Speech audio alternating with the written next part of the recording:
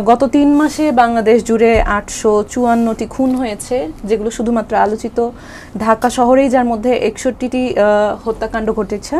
এগুলো কিন্তু শুধুমাত্র ঘটনায় গণমাধ্যমে এসেছে, আলোচিত। তো এই যে এই অস্থিরতাগুলো, যেগুলো একেবারেই আমাদের কাছে কাম্য নয়, তো এই সব অস্থিরতা যখন একটি রাষ্ট্রের মধ্যে বিরাজমান, তখন কিন্তু আমরা বলতে পারি না যে আমাদের রাষ্ট্র আসলে সঠিকভাবেই চলছে।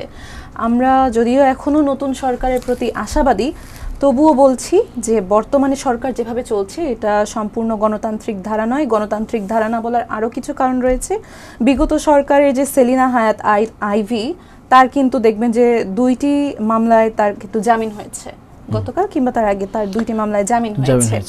তো যারা ফ্যাসিস্ট ছিল এবং ফ্যাসিস্টের সহযোগী ছিল, তাদেরকে যদি বিএনপি এত বছর শোষিত হওয়ার পরও আবার নিজেদের দলে সুযোগ দেয়, তাহলে এটাকে কোনোভাবেই আমি গণতান্ত্রিক ধারা বলে মনে করছি না।